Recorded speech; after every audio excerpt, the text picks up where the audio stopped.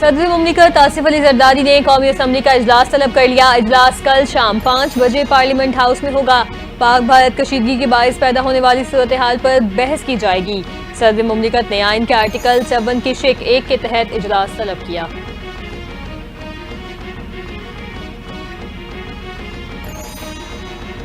Tax قوانین میں ترامیم کا آرڈیننس جاری۔ صدر مملکت نے وفاقی وزراء مملکت کی تنخواہوں اور مرات میں ترامیم کا آرڈیننس جاری کیا۔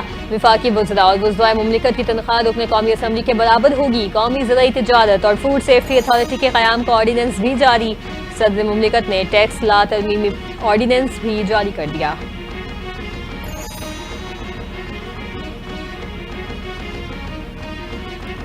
پنجاب میں مختصر مدت میں 11 لاکھ آؤٹ آف اسکول بچوں کی انرولمنٹ کا ریکارڈ قائم۔ وزیر اعلیٰ پنجاب مریم نواز کی صدارت اجلاس ہوا۔ اسکول ایجوکیشن کے موجودہ اور مجوزہ پروجیکٹ سے متعلق تفصیلی بریفنگ۔ وزیر تعلیم کو پنجاب ایجوکیشن فاؤنڈیشن کے تحت 11 لاکھ بچوں کو انرولمنٹ پر شاباش۔ سرکاری اسکولوں کے 5 لاکھ بچوں کی انگلش ٹرینر سے اسپوکن انگلش کی ٹریننگ کا ہدف بھی مقرر۔ وزیر اعلیٰ مریم نواز نے کہا، بچوں کی تعلیم کے لیے بہت زیادہ کام کرنا چاہتی ہوں۔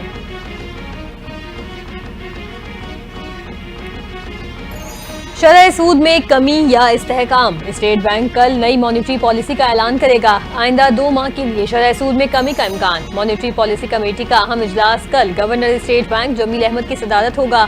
اجلاس میں مانیٹری پالیسی کمیٹی شرح سود کا فیصلہ کیا جائے گا۔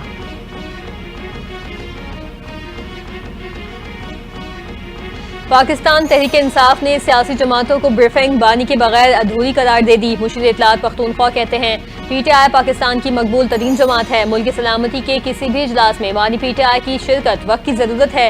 پی ٹی آئی کا جعلی مقدمات ختم کر کے بانی پی ٹی آئی کو مشاورت میں شامل کرنے کا مطالبہ۔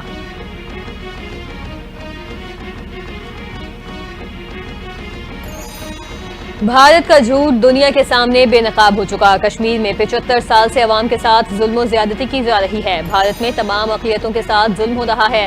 وزیر اعظم یوتھ پروگرام کے چیئرمین رانا مشہود احمد خان کی میڈیا سے گفتگو۔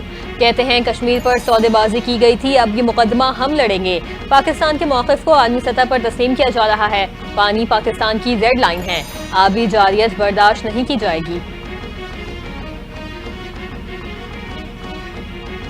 پاکستان کے خلاف بھارتی پروپیگنڈا ایک بار پھر ناکام۔ لائن آف کنٹرول سے متعلق بھارتی پروپیگنڈے کی قلعی کھل گئی۔ بھارت کا پاکستان میں نام نہاد اور خیالی دہشت گرد کیمپس کا پروپیگنڈا بری طرح ناکام ہو گیا۔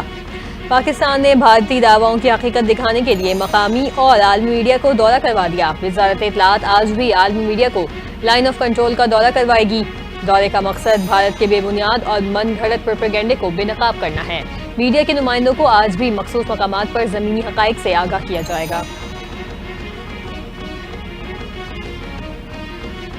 بھارتی پرچم بردار بحری جہازوں کا پاکستانی بندرگاہوں پر داخلہ بند۔ پاکستانی پرچم بردار بحری جہاز بھی بھارتی بندرگاہوں پر لنگر انداز نہیں ہوں گے۔ وزارت بحری امور نے فیصلے کا باضابطہ حکم نامہ جاری کر دیا۔ وزارت بحری امور کے مطابق بھارتی پرچم بردار بحری جہازوں کا پاکستانی بندرگاہوں پر داخلہ فوری طور پر بند کر دیا گیا۔ پاکستان کے استحکام کو سبوتاژ کرنے کی بھارتی سازش ایک بار پھر بے نقاب۔ آئی ایم ایف نے پاکستان کے موقف کی حمایت کر دی۔ بھارت کا پاکستان کا قرض روکنے کا مطالبہ مسترد۔ عالمی سطح پر ناکامی کے بعد بھارت نے اپنا آئی ایم ایف ڈائریکٹر فارغ کر دیا۔ بھارتی کابینہ کی اپائنٹمنٹس کمیٹی نے کرشن مورتی کو برطرف کرنے کی منظوری دے دی۔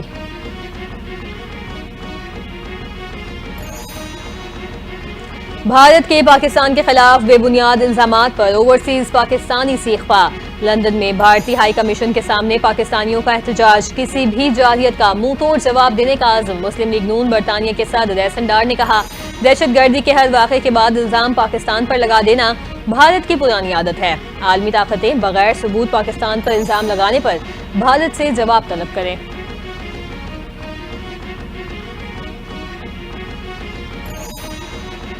کینالز منصوبہ ملتوی ہونے کے بعد صوبوں میں پانی کی تقسیم کا معاملہ۔ چیئرمین ارسا کی زیر صدارت ایڈوائزری کمیٹی کا اجلاس کل طلب۔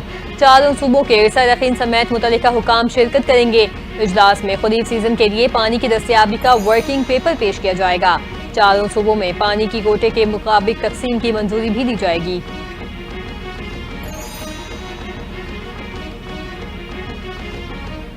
مقبوضہ کشمیر میں بھارت کے ظلم اور بربریت جاری، قابض بھارتی فوج کا مختلف علاقوں میں کریک ڈاؤن، متعدد کشمیریوں کو گرفتار کر لیا۔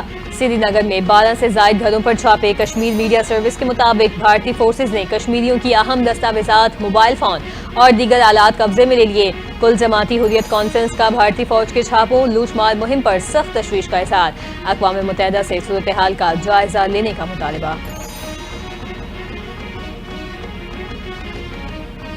اور روس کا بھی بھارت پر پاکستان سے کشیدگی دو طرفہ مذاکرات کے ذریعے حل کرنے پر زور۔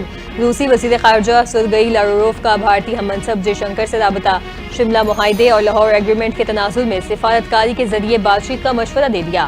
روس نے مودی سرکار پر زور دیتے ہوئے کہا کہ بھارت پاکستان کے ساتھ کشیدگی کو دو طرفہ مذاکرات کے ذریعے حل کرے۔